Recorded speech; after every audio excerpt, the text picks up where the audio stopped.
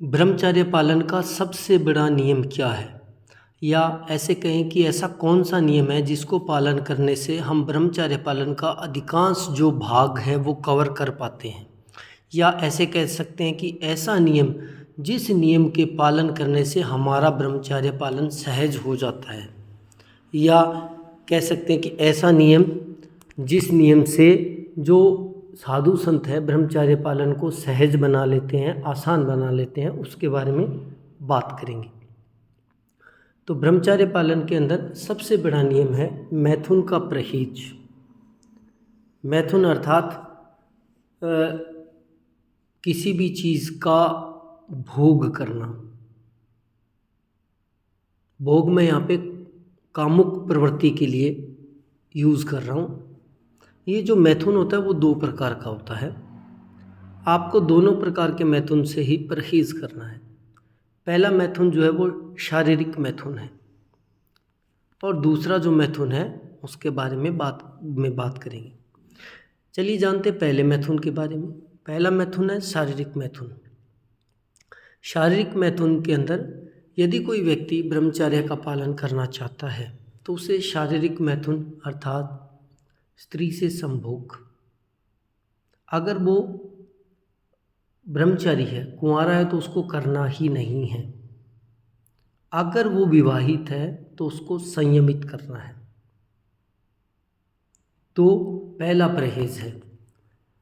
दूसरा होता है अगर कोई व्यक्ति, कोई युवा भाई बंधु कुंवारा है तो दूसरा जो मैथुन है जिसको बोलते हैं अपने हस्त मैथुन, आत्म मैथुन भी बोला जाता है इसको, इंग्लिश के अंदर इसको मास्टरबेशन बोला जाता है। यानी हाथ के द्वारा अपनी इंद्री को सहलाकर या आगे पीछे कर कर अपने वीर्य का नाश करना। तो ये मैथुन आपको इससे भी परहेज करना है, क्योंकि ये जो है ये एक ऐसी भयंकर बीमारी है जो आज के युवाओं को खाई जा रही है, जैसे कि किसी पेड़ को दीमक खाती है। तो आपको शारीरिक रूप से इन दो प्रकार के मैथुनों का जो है वो परहेज करना है, त्याग देना है। अब बात करते हैं दूसरे मैथुन के बारे में जो बेहद ही ज़्यादा इम्पोर्टेंट है। इसे हम कहते हैं मानसिक मैथुन।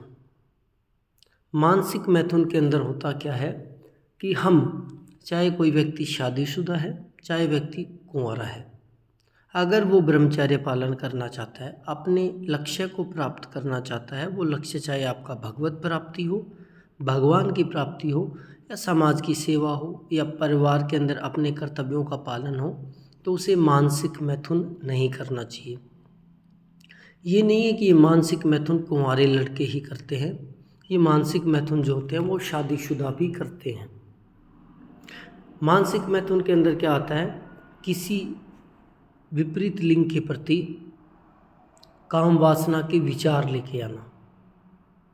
जैसे कोई लड़की दिख गई तो उसको पाने की चाह, उसके शरीर का आकर्षण, उसके बारे में सोचना, उसके बारे में चिंतन करना, इसको बोलते हैं मानसिक मैथुन। इसी के साथ ये जो है ये मानसिक मैथुन शादीशुदा लोगों में भी पाया जाता है।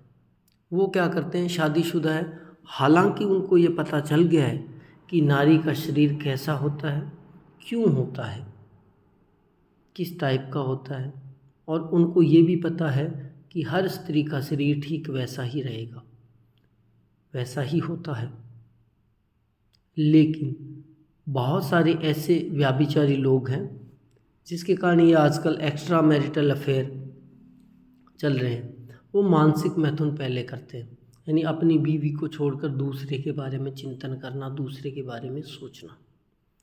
तो आपको मानसिक मैथुन से भी परहेज़ करना है।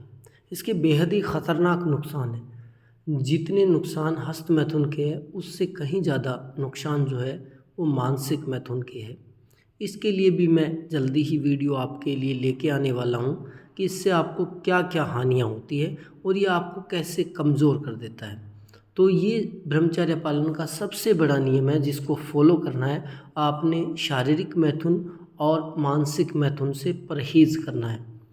परहेज़ कैसे किया जाए मन को इस प्रकार कैसे तैयार किया जाए कि वो मानसिक मैथुन ना करे, और शरीर को कैसे तैयार किया जाए कि वो हस्त मैथुन ना करे, शारीरिक मैथुन ना करे, उसके लिए भी एक विस्तृत वीडियो मैं लेके आने वाला हूँ। क्योंकि ये जो है वो बहुत विस्तृत विषय है, इसको एक ही वीडियो में कवर नहीं किया जा सकता। तो इसलिए आपसे रिक्वेस्ट है कि आप सब्सक्राइब कर लें और कमेंट के ज़रिए ये ज़रूर बताया करें कि वीडियो आपको कैसी लगी है। इसके साथ ही आप अपनी प्रॉब्लम समस्याओं को भी हमारे साथ शेयर कर सकते हैं ताकि उनका समाधान किया जा सके, क्योंकि वो समस्याएं सिर्फ आपकी नहीं होती, ऐसे हज़ारों लाखों युवा हैं जो उस समस्या से प्रताड़ित हैं, पीड़ित हैं, उनकी समस्याओं का भी समाधान होगा। वीडियो कैसी लगी कमेंट सेक्शन के ज़रिए ज़रूर बताएं।